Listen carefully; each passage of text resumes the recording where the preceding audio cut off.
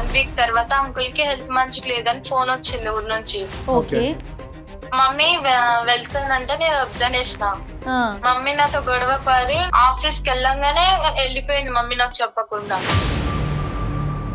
సరే నేను బెంగళూరు వచ్చాను, అమ్మని తీసుకొచ్చా, ఇక్కడ ఉండకుండా వెళ్ళిపోయింది. ఇప్పుడేమో పెళ్లి సంబంధాలు వస్తున్నాయి, వాళ్ళకి నేనేం చెప్పాలి? అమ్మాయి యొక్క క్యారెక్టర్ మీద లోకం ఒక ప్రశ్న పెట్టింది, ప్రశ్న వేసింది. అది కాస్త ఒక తల్లిగా నువ్వు చిన్నప్పటి నుంచి ఇంత కష్టపడి పెంచినటువంటి తల్లిని గౌరవించాలో తెలీదు. జీవిత భాగస్వామిని ఎంచుకునేటప్పుడు తల్లి క్యారెక్టర్ బట్టి ఈ అమ్మాయిని కూడా తూకం వేయటం అనేది జరుగుతూ ఉంటుంది. సార్ కానీ నాకు తెలిసి నేనైతే ఏ తప్పు చేయలేదు సార్. ఎందుకు మీరిద్దరూ ఇంత రిస్క్ తీసుకుని మీరు ఆ ఇంట్లోనే ఎందుకు పని చేయాలి? అతను అంత రిస్క్ తీసుకుని మీ చేతే ఎందుకు పని చేయించుకోవాలి? సార్ చెప్పలేను సార్. కాకపోతే ఆ సార్ అయితే నాకు ఆ సార్కి వేరే రిలేషన్ అనేది ఏమీ లేదు సార్. మనసాక్షి మీద చెయ్యేసుకుని మీ అమ్మాయి మీద ఒట్టేసుకుని నేను ఇలా అడగకూడదు.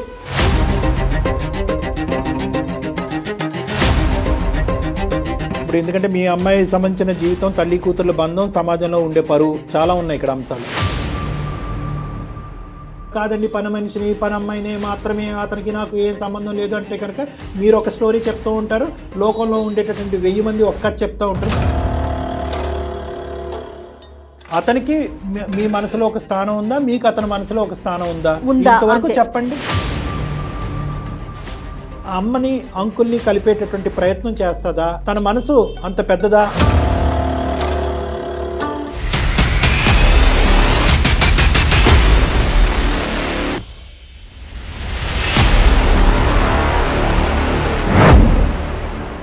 నమస్తే కళ్యాణ్ గారు. నమస్తే జయ గారు. ఈరోజు శాలిని అనే ఒక అమ్మాయి మనకి మెయిల్ చేసింది. శాలినికి వాళ్ళ అమ్మ సమస్య. రైట్. నా జీవితం ముందుకు వెళ్ళటానికి మా అమ్మే సమస్య అవుతోంది, దీనికి పరిష్కారం ఏంటి అని అడిగింది. నాకు కూడా కొంచెం అంటే అమ్మే సమస్య అనేసరికి ఇదేదో ఖచ్చితంగా మీరు మాట్లాడాల్సిన విషయమే అనిపించింది. కళ్యాణ్ గారు కాల్ చేస్తానండి.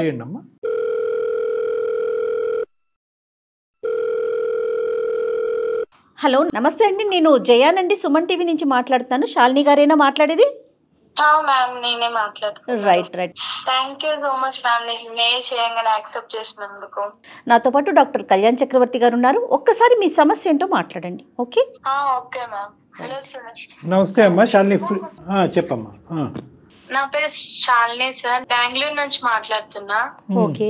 మా ప్రాపర్ ఏమో నిజామాబాద్ మ్యామ్. ఓకే. నా ప్రాబ్లం మమ్మీ బిహేవియర్ మీద. మీ అమ్మగారి యొక్క ప్రవర్తనతో మీకు ప్రాబ్లం ఉంది. ఓకే. ఇప్పుడు బెంగళూరులో ఏం చేస్తున్నారు మీరు? జాబ్ చేస్తున్నా మ్యామ్. ఓకే. మ్యారేజ్ అయ్యిందమ్మా నీకు? లేదు సార్, కాలేదు. మీరు ఎంత మంది? నేను ఒక్కదాన్నే, మమ్మీ నేను అంతే. నాన్నగారమ్మా? నాన్నగారు లేరు మ్యామ్. లేరంటే? చనిపోయారు. ఎప్పుడమ్మా? నాకు తెలియక ముందే చనిపోయారు. నీ వయసు ఎంత? నాకు 25 years. అమ్మ అప్పటి నుంచి ఇప్పుడు 25 years వరకు ఇంకొక పెళ్లి ఏమీ లేకుండా నిన్నే పెంచుకుంటూ అమ్మ అలా కాపాడుకుంటూ వచ్చింది, అంతేగా? సంతోషం. మరి ఇప్పుడు సమస్య ఏంటమ్మా? అంత కష్టపడినటువంటి తల్లి నీకు సమస్య అవటం ఏంటి? అంటే నాకు తెలియని వయసులో డాడీ చనిపోయారు సార్. మాకు ఒక తెలిసిన అంకుల్ వాళ్ళు ఉండే. అంకుల్ వాళ్ళ ఇంటికి డైలీ వెళ్తుండే మమ్మీ. అంకుల్ నాకు బట్టలు అవన్నీ కొనిస్తుండే. చుట్టుపక్క వాళ్ళందరూ మమ్మీ గురించి చెడుగా మాట్లాడినారు. ఇక నాకు ఎందుకు ప్లాన్ వదిలేసా. ఇక కొంచెం పెద్దగా అయినాక మమ్మీకి అడిగితే నువ్వు చిన్న పిల్లవి, చిన్న పిల్లలు ఎక్కుండు, నీకు అవసరం లేదన్నది.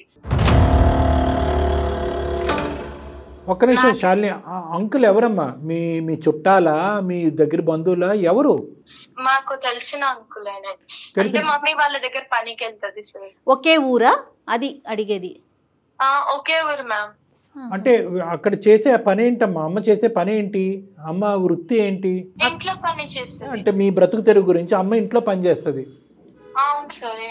మరి ఆ ఇంట్లో ఎవరన్నా ఉన్నారా? అంటే అంకుల్ తో పాటు వేరే వాళ్ళు ఎవరైనా ఉంటారా? ఎవరు ఉండరు సార్. అంకుల్ వాళ్ళ వైఫ్ చనిపోయింది.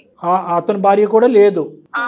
మరి అంకుల్ కి పిల్లలు ఉన్నారు, యుఎస్ లలో ఉన్నారు. పెద్ద పిల్లలేనా?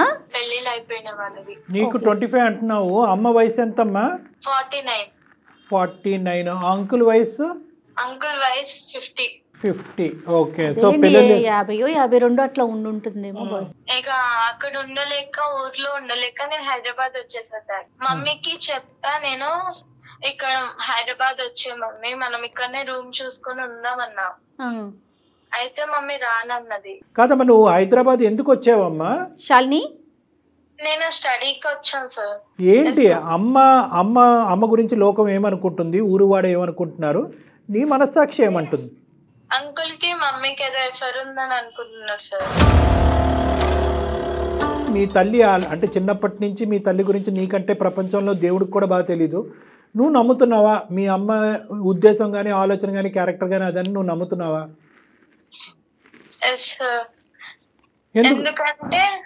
ఎందుకంటే మమ్మీకి హైదరాబాద్ రమ్మంటే రానన్నారు సార్. హైదరాబాద్ రమ్మంటే రానంది కాబట్టి కారణం. అంటే ఊర్లో ఒకరిద్దరు అలా అనుకుంటున్నారమ్మా, చాలా మంది అనుకుంటున్నారా?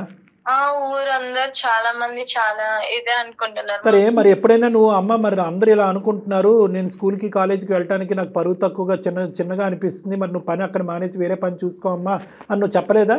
చెప్పా సార్, కానీ మమ్మీ వినలేదు. అమ్మ వినలేదు. వాళ్ళ ఇంటికి నువ్వు ఎప్పుడైనా వెళ్ళావా? వెళ్తాను. నీతో ఎలా ఉంటారమ్మా? నాతో మంచిగానే మాట్లాడతారు, మంచి ఫీలింగ్ అనిపిస్తుంది. కాకపోతే ఇక ఊరోళ్ళు అనడం వల్ల మళ్ళీ చూస్తా కదా, దానివల్ల. తను చెప్పేది ఏంటంటే మమ్మీ చెడు కాదు, అంకులు చెడు కాదు, కానీ లోకం ఇలా మాట్లాడుకునేటప్పటికి అది వదిలేయమ్మా అని చెప్పి 1-10 సార్లు చెప్పేటప్పటికి అమ్మ పని వదిలేకపోవటం, పోనీ హైదరాబాద్ వెళ్ళిపోదాం అమ్మ అంటే కనుక హైదరాబాద్ రాకపోవటం వల్ల ఈ అమ్మాయి చూసింది లేదు, ఏమీ లేదు, విన్నది ఒకటే. ఇంకా అదే లోకం యొక్క మాటలు నిజమేమో, అందుకే అమ్మ అని అనుకుంటుంది. సరే, ఈ సమస్య తీసుకుని ఇప్పుడు మా దగ్గరికి ఎందుకు వచ్చావు శాలిని? అంటే ఎందుకు ఇప్పుడు ప్రత్యేకంగా మాకెందుకు ఈమెయిల్ పెట్టావు? అంటే మమ్మీ పని చేస్తుంది కరెక్టా రాంగ్ అని. అంటే నేను బెంగళూరులో జాబ్ చేస్తున్నాండి. ప్రతి మాల తీసుకొచ్చా ఊరు నుంచి. 1 వీక్ తర్వాత అంకుల్ కి హెల్త్ మంచిగా లేదని ఫోన్ వచ్చింది ఊరు నుంచి. మమ్మీ వెళ్తానంటే నేను వద్దనేసిన. మమ్మీ నాతో గొడవ పడి ఆఫీస్ కి వెళ్ళంగానే వెళ్ళిపోయింది మమ్మీ నాకు చెప్పకుండా. బెంగళూరు ఇప్పుడు నువ్వు హైదరాబాద్ నుంచి బెంగళూరు వచ్చేసావమ్మా జాబ్ రీత్యా? వచ్చేసా. సో అమ్మని ఇక్కడ తెప్పించుకుంటే కనుక అంకుల్కి ఒంట్లో బాగాలేదని చెప్పి వద్దమ్మా అని చెప్పినా కూడా అమ్మ నీకు చెప్ప పెట్టకుండా ఊరెళ్ళిపోయింది. అమ్మ యొక్క క్యారెక్టర్ మీద లోకం ఒక ప్రశ్న పెట్టింది, ప్రశ్న వేసింది. అది కాస్త ఒక తల్లిగా నువ్వు చిన్నప్పటి నుంచి ఇంత కష్టపడి పెంచినటువంటి తల్లిని గౌరవించాలో తెలీదు, లేదంటే ఇలా లోకం ఇలా మాట్లాడుకుంటుంది కాబట్టి అమ్మ ఏంటి ఇలాంటిదా అనేటటువంటి విషయం వల్ల బాధపడాలని నీకు అర్థం కాలేదన్నది మాకు అర్థమైంది. కానీ ప్రత్యేకంగా ఇప్పుడు ఈమెయిల్ పంపించడానికి కారణం రీజన్ ఏంటి? ఎందుకు మాకు దాకా వచ్చావు? నాకు సంబంధాలు వస్తున్నాయి సార్. అది అయితే ఊరికి వెళ్తేమో మళ్ళీ ప్రాబ్లం అవుతుంది. మమ్మీ గురించి అందరు తప్పుగా మాట్లాడుకుంటున్నారు కదా సార్, అదేలే. దాని వల్ల అనేసి మమ్మీ ఇక్కడ పిలుచుకొని వచ్చా సార్ నేను. ఇప్పుడు నీకు పెళ్లి సంబంధాలు వస్తున్నాయమ్మా? పెళ్లి సంబంధాలు వస్తున్నాయి. పెళ్లి సంబంధాల్లోకి వచ్చే వాళ్ళు ఇది ముందస్తునే నిన్ను అడుగుతున్నారా? ఇలా అంటే కదా మీ మమ్మీ అని ముందే అడుగుతున్నారా? అవును సార్. తన ఇంటెన్షన్ ఏంటంటే చుట్టుపక్కల అనుకుంటున్నారు, సరే నేను బెంగళూరు వచ్చాను, అమ్మని తీసుకొచ్చా, ఇక్కడ ఉండకుండా వెళ్ళిపోయింది. ఇప్పుడేమో పెళ్లి సంబంధాలు వస్తున్నాయి, వాళ్ళకి నేనేం చెప్పాలి? అంతేనమ్మా? అంతే మేడం. సో నీ వరకు అయితే కనుక నీ క్లారిటీ రావట్లేదు, మా ద్వారా అమ్మ గురించి ఒక క్లారిటీ తెచ్చుకునే ప్రయత్నం చేస్తున్నావు, అంతేనా శాలిని? ఓకే, ఎందుకంటే సెన్సిటివ్ ఇష్యూ కదమ్మా, చాలా సెన్సిటివ్ ఇష్యూ ఇది. లోకం అందరూ అనుకోవటం ఒక ఎత్తు మేడం, కన్న కూతురు అనుకోవటం, ఎందుకంటే గుండె పగిలిపోద్ది. ఒకటే మనకున్న ప్రశ్న ఏంటంటే ఆ మహాతల్లి ఇంత బతికి ఇంత కష్టపడి పిల్లని ఈ స్థాయి వరకు తీసుకొచ్చి వద్దమ్మా ఇంట్లో పని చేయొద్దు అని అన్న దానికి ఎందుకు ఆవిడ ఆల్టర్నేటివ్ చూసుకోవట్లేదు అనేది మనం ఆలోచించాలి. శాలిని అమ్మకి లైన్ కనెక్ట్ చేస్తావా? అంటే మమ్మీ నాతో అంత మాట్లాడొస్తుంది మ్యామ్. నెంబర్ ఇస్తా, మీరే మాట్లాడండి. సర్లే పోన్లే, మనం మాట్లాడదాం. ఒక ఆడపిల్ల ఓపెన్ గా అడగలేదు కదా మేడం. సరే మేము కనెక్ట్ చేస్తా, ఉండు తల్లి లైన్ లో ఉండు. సరేనమ్మా, నాకు పంపించు నెంబరు, నేను కాల్ చేస్తా. ఓకే, అయితే శాలిని నువ్వు హోల్డ్ లో ఉండు, కనెక్ట్ చేశాక. ఓకే. హలో అమ్మా, నమస్తే అమ్మా, నా పేరు జయ, నేను సుమన్ టీవీ అందమైన జీవితం ప్రోగ్రామ్ నుంచి కాల్ చేస్తున్నాను. చెప్పండి మేడం. అమ్మా, శాలిని మీ పాప మెయిల్ చేసింది మాకు అందమైన జీవితం కార్యక్రమానికి. నాతో పాటు డాక్టర్ కళ్యాణ్ చక్రవర్తి గారు కూడా ఉంటారు, ఆయన సైక్రాటిస్ట్ మేడం. అమ్మ, మీతో ఒక చిన్న విషయం మాట్లాడాలి. అంటే కాస్త ఇబ్బందికరమైన విషయమే, కానీ పాప సతమతం అవుతుంటే లేదు ఈ సమస్యకు ఒక పరిష్కారం తీసుకొద్దాము, ఉన్న అనుమానాలన్నీ కూడా పటాపంచలు చేద్దామని చెప్పేసి మేము మాట్లాడదాం అనుకుంటున్నాం. మీరు అనుమతిస్తే ముందుకెళ్తా. అమ్మ మీ పేరమ్మా? సరస్వతి గారు. సరస్వతి గారు నమస్తే అమ్మ. నా పేరు డాక్టర్ కళ్యాణ్ చక్రవర్తి. నమస్తే. శాలిని గారితో మాట్లాడిన శాలిని మీ అమ్మాయితో మాట్లాడిన తర్వాత ఆ అమ్మాయి మీతో మాట్లాడటానికి సంకోచిస్తుంటే డైరెక్ట్గా మేము ఇలా కాల్ చేసి మిమ్మల్ని సర్ప్రైజ్ చేయవలసి వచ్చింది. ఒక 2 నిమిషాలు ఓపిక పట్టండి అమ్మ. ఇప్పుడు ఎందుకంటే మీ అమ్మాయి సంబంధించిన జీవితం, తల్లి కూతుర్ల బంధం, సమాజంలో ఉండే పరువు చాలా ఉన్నాయి ఇక్కడ అంశాలు.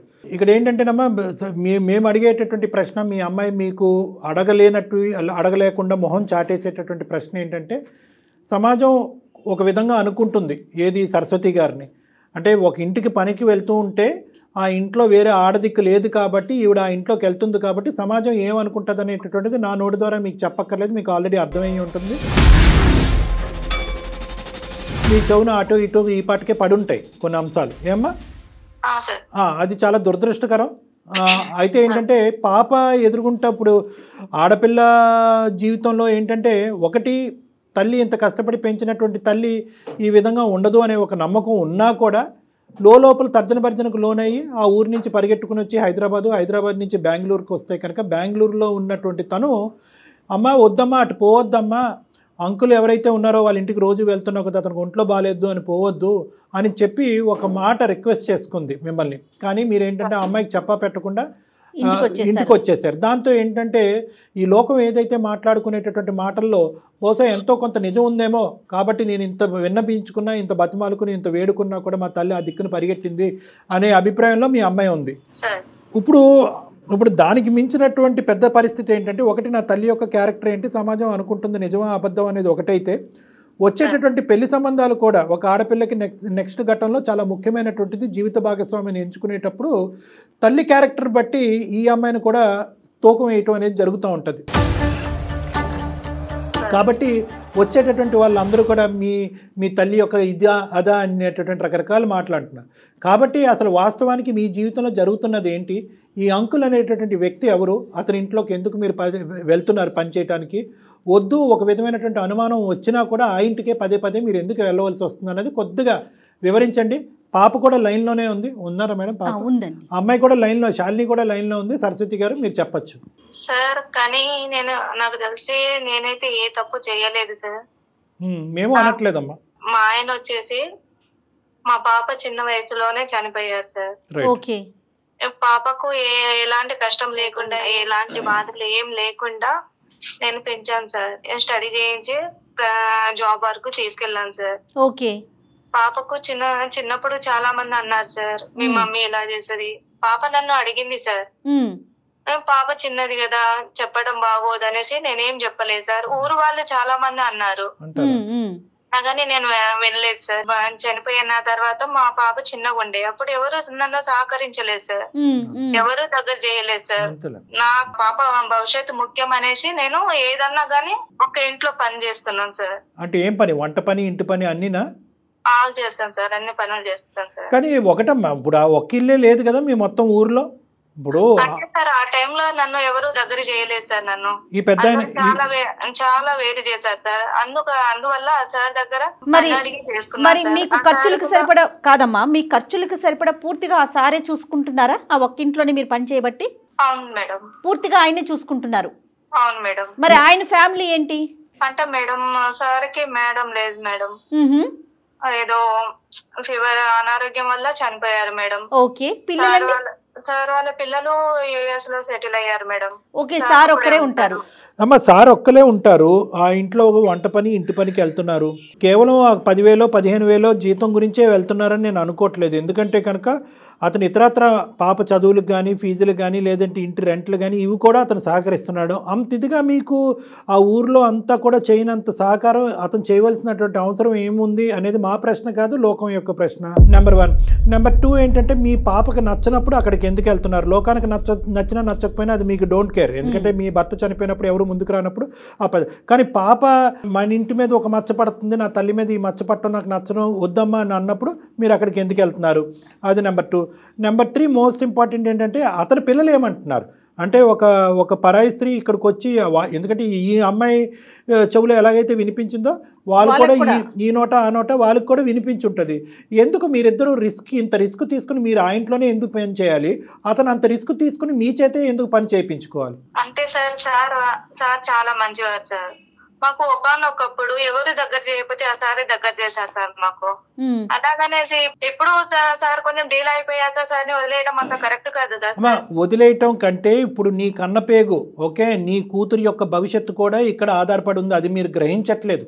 సార్ అనేటటువంటి వ్యక్తి మీరు కష్టకాలంలో వచ్చి మీకు సహాయం చేస్తున్నటువంటి మిమ్మల్ని పనిలో పెట్టుకున్న ఒక యజమాని మాత్రమే. నీ కూతురు యొక్క భవిష్యత్తు ఇక్కడ ఆగమ్యగోచరంగా ఉంది. వచ్చేటటువంటి సంబంధాలు వచ్చేటటువంటి అబ్బాయిలందరికీ కూడా ఇది నానా విధాలుగా తెలుస్తున్నాయి.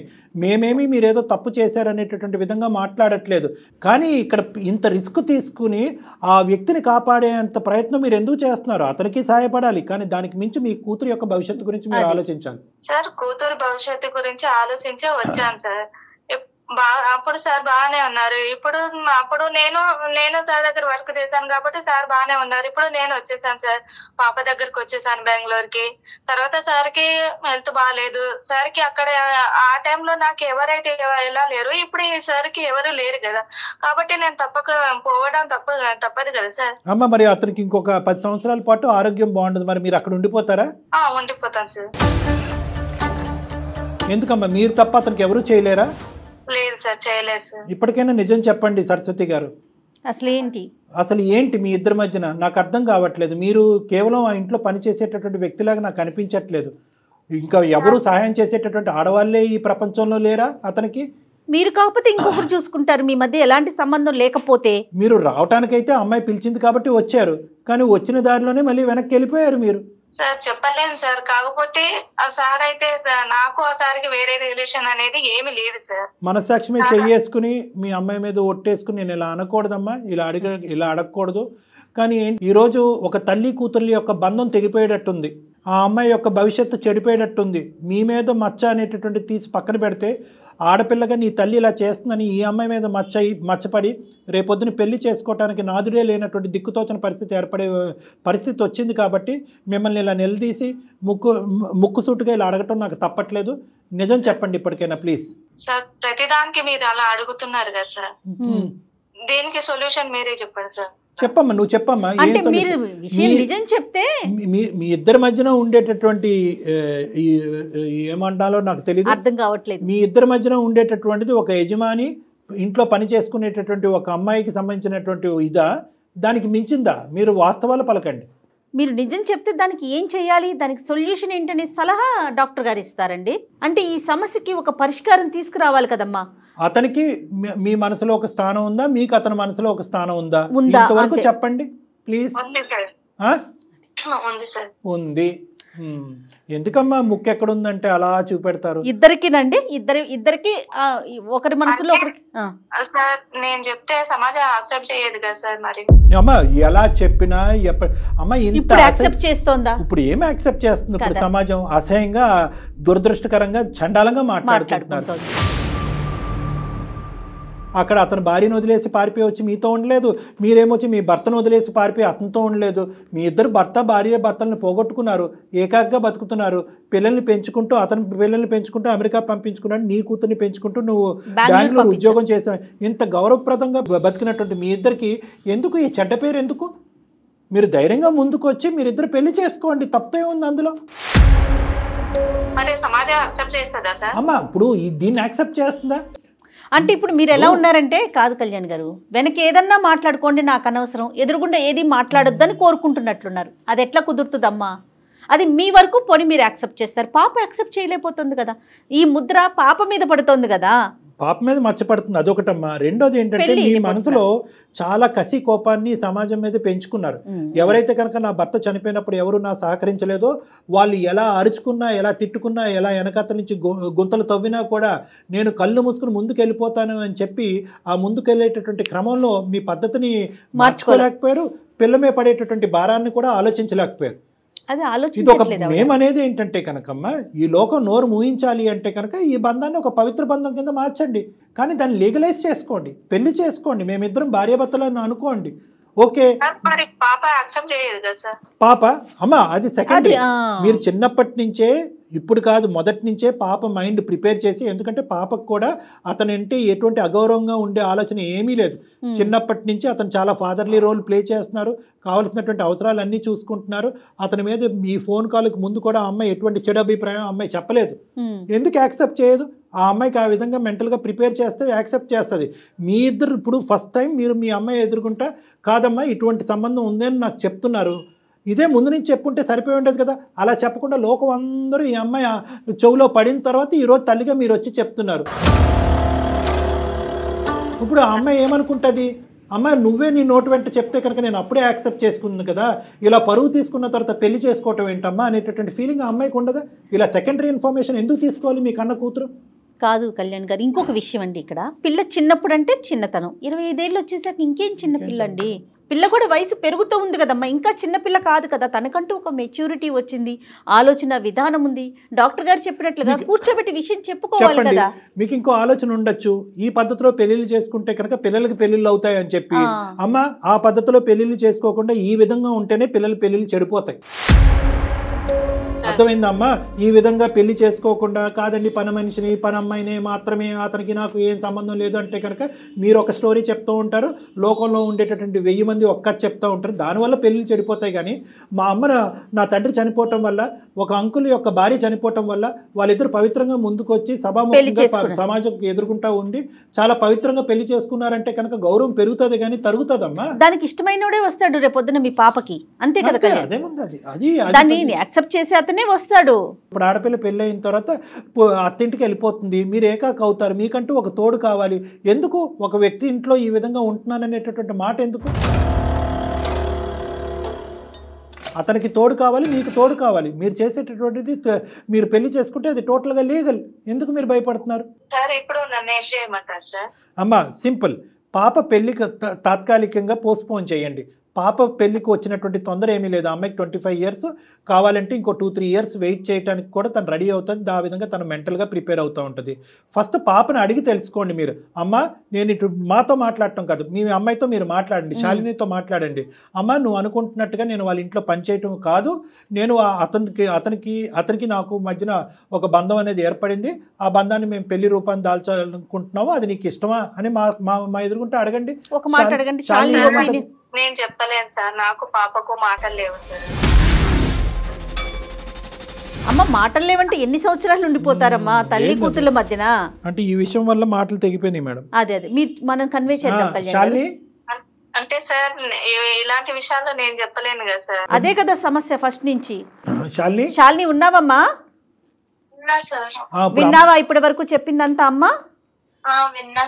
లోకం ఏ విధంగా అనుకున్నా కూడా అమ్మ తప్పు పని అంటూ ఏమీ చేయలేదు. తనని ఆదరించేటటువంటి ఒక వ్యక్తి దగ్గరికి ఉండటానికి ఇష్టపడుతుంది. అదేవిధంగా ఏంటంటే అతన్ని ఆదరించేటటువంటి వ్యక్తిగా ఈవిడ కూడా అతని దగ్గర, వీళ్ళిద్దరూ మనసులు కలిసినాయి. నువ్వు ఎంత అవునన్నా కాదన్నా వాళ్ళ మనసులు కలిసినాయి. లోకం రకరకాల విధాలుగా అనుకోవచ్చు. ఆ లోకం అనుకునే దాన్ని బట్టి మీ అమ్మకి ఇచ్చేటటువంటి మర్యాద కానీ మీ అమ్మతో నీకు ఉండేటటువంటి బంధాన్ని మాత్రం నువ్వు వీకెండ్ చేసుకోవద్దు అనేది నా రిక్వెస్ట్. నెంబర్ 1. నెంబర్ 2 ఏంటంటే అమ్మకు ఉండే ప్రధానమైనటువంటి భయం ఏంటంటే కనుక నేను పెళ్లి చేసుకుంటాను అంటే కనుక లోకం ఎలా అనుకున్నా నాకు అనవసరం, కానీ శాలిని ఎలా తీసుకుంటుంది అనే భయంతో ఇప్పటి వరకు ఇది గుట్టు రట్టవకుండా గోప్యంగా ఉంచింది అమ్మ. అవును. ఇప్పుడు అదే శాలిని తన పెళ్లి అనేది తాత్కాలికంగా పోస్ట్పోన్ చేసి అమ్మని అంకుల్ని కలిపేటటువంటి ప్రయత్నం చేస్తుందా? తన మనసు అంత పెద్దదా అనేటటువంటిది ప్రశ్న ఈ రోజు మన అందరు ఎదుర్కొంటా ఉంది. దాన్ని నువ్వు యాక్సెప్ట్ చేస్తావా? శాలిని చెప్పమ్మా, నీ ఒపీనియన్ ఏంటి? డాక్టర్ గారు చెప్పారు, నీ ఒపీనియన్ ఏంటమ్మా? నాకు ఓకే మ్యామ్. మళ్ళీ నేను మ్యారేజ్ ఇప్పుడు ఎట్లాగో మమ్మీ నేనున్నాను ఉంది కదా, మళ్ళీ నాకు మ్యారేజ్ అయిపోయినాక ఒంటరిగానే ఉంటా కదా. అదే మమ్మీకి ఇష్టమైతే నేను చిన్నప్పుడే చేసేసేదాన్ని వాళ్ళ మ్యారేజ్. చాలా సంతోషం అమ్మా. చూసావు, చాలా సింపుల్ కమ్యూనికేషన్ గ్యాప్ ఇది, చాలా సింపుల్ కమ్యూనికేషన్. ఆవిడ తన మనసులో ఇది ఏ తల్లి మాత్రం వచ్చి చెప్తుంది మేడం. ఇక్కడ కూర్చొని ఇలాగా మాట్లాడటం ఈజీ. ఏ తల్లి ఏ తల్లి మాత్రం వచ్చి అమ్మ నేను పనిచేసే అంకుల్ని నేను పెళ్లి చేసుకోబోతానని ఏ తల్లి చెప్తుంది? భయపడిందా, నువ్వేమన్నా అనుకుంటావు అనేది ఆలోచించిందో మనకు తెలియదు కానమ్మా. ఎప్పటికైనా అమ్మ ఒక వాస్తవాన్ని ఇప్పటికైనా చెప్పింది, గుండె ధైర్యాన్ని చేసుకుని చెప్పింది. అదేవిధంగా నువ్వు అదే పెద్ద మనసుతో, చిన్న వయసు అన్నా కూడా నీ మనసు పెద్దది కాబట్టి అంకుల్ మీద కూడా నీకు ఎటువంటి దురాభిప్రాయం లేదు కాబట్టి, ప్లస్ నువ్వు పెళ్లి చేసుకుని మంచి వాళ్ళు కాబట్టి, నెంబర్ 2 నువ్వు పెళ్లి చేసుకుని వెళ్ళిపోయిన తర్వాత అమ్మ ఒంటరిదవుద్దనే ఆలోచన నీకు మొదటి నుంచి ఉంది కాబట్టి ఒక క్షణం కూడా ఆలోచించకుండా ముందుకు వచ్చి అమ్మ ముందే చెప్పుంటే ముందే పెళ్లి చేసి ఉండేదాన్ని దగ్గర ఉన్నాను అంటున్నావు. నీకు చిన్నపిల్లవైనా నీకు చాలా నమస్కరించాలమ్మ చేతులు ఎత్తి. ఎందుకంటే అందరికీ ఉండదు ఈ ఆలోచన. అవునండి, అవును. అలా ఎలా అవుతుంది అంకుల్, నా పెళ్లి గురించి ఆలోచిస్తుంటే కనుక మీరు అమ్మ పెళ్లి గురించి మాట్లాడుతున్నారు ఏంటి అని అనొచ్చు, సమాజం నవ్వుతారేమో అండి అని అనొచ్చు. అలా అనుకోకుండా అమ్మ కూడా అమ్మ భవిష్యత్తు దృష్ట్యా ఆ అమ్మాయి తన పెళ్లిని పోసిపెంచి ముందుకు రావడం అనేది చాలా హర్షణీయం. నాకు షాలిని ఫస్ట్ మాట్లాడినప్పుడు కళ్యాణ్ గారు కొంచెం మెచ్యూర్డ్గా లేదేమో, చిన్నపిల్ల కదా అనిపించింది, కానీ ఈ డెసిషన్ తను తీసుకున్నాక చాలా మెచ్యూర్డ్గా అయిపోయింది. రైట్, ఎనీహౌ కథ అయితే సుఖాంతమైంది. ఒక మంచి ముహూర్తం చూసుకొని ఒకసారి అంకుల్తో కూడా మాట్లాడి ఏమ్మా ముందుకు వెళ్ళండి. అమ్మ సరస్వతి గారు, ఇప్పుడు మాకంటే ముఖ్యం ఎవరైతే మీ కుటుంబ సభ్యులు ఉన్నారో సరస్వతి గారు, మీ తల్లిదండ్రులు అవనియండి, లేదంటే మీ బంధువులు అవనియండి, వాళ్ళందరినీ కూడా ఒకే తటి మీద తీసుకురండి. వాళ్ళందరికీ ఎక్స్ప్లెయిన్ చేసేటటువంటి ప్రయత్నం చేయండి. ఒకప్పుడు అందులో ఎవరైనా కీలకమైనటువంటి వ్యక్తులు ఎవరైనా దీన్ని అంగీకరించకపోతే వాళ్ళ చేత నా చేత వాళ్ళతో ఒకసారి మాట్లాడిపించండి. వాళ్ళందరినీ అంగీకరించేటటువంటి పూచి నేను తీసుకుంటాను. ఎందుకంటే ఇది చాలా, ఎవరు ఏమనుకున్నా సరే ఇది చాలా మంచి కార్యక్రమం. ఎందుకంటే కనుక మీరు ఒక తప్పుడుగా అనుకుంచేటటువంటి లోకం యొక్క లోకం యొక్క నోరులు మూయించేటటువంటి ప్రయత్నం, మీ కూతురికి ఒక కొత్త భవిష్యత్తు ఇచ్చేటటువంటి ఒక దారి. సో దీంట్లో ఎంత వందల వేల మంది వచ్చినా కూడా నేను కన్విన్స్ చేయడానికి నేను రెడీగానే ఉన్నాను. వాళ్ళందరినీ కూడా సమీకరించండి, వాళ్ళందరికీ నచ్చజెప్పి. Very good, super. ఇంకా ముందుకు వెళ్ళండి హ్యాపీగా. ఓకేనమ్మా సరస్వతి, శాలిని. నమస్తే. చాలా సింపుల్ గా సొల్యూషన్. ఎంత చక్కటి విషయం చెప్పారో కళ్యాణ్ గారు. నాకు పర్సనల్ గా కూడా, అంటే ఎందుకంటే ఒక స్త్రీ జీవితం ముందుకెళ్తోంది చూడండి. అంటే ఈ వయసులో పెళ్ళా అనుకునే వారికి పెళ్ళి అంటే ఒక్క కాజే చూడకూడదు కదా, జీవితాంతం ఒక మనిషికి ఇంకొక మనిషి తోడు కదండి, అది చాలా అవసరం. మీరు చెప్పిన వెంటనే నాకు పర్సనల్గా చాలా మనసులో భలే సంతోషం అనిపించిందండి. Thank you so much Kalyan గారు. నమస్తే.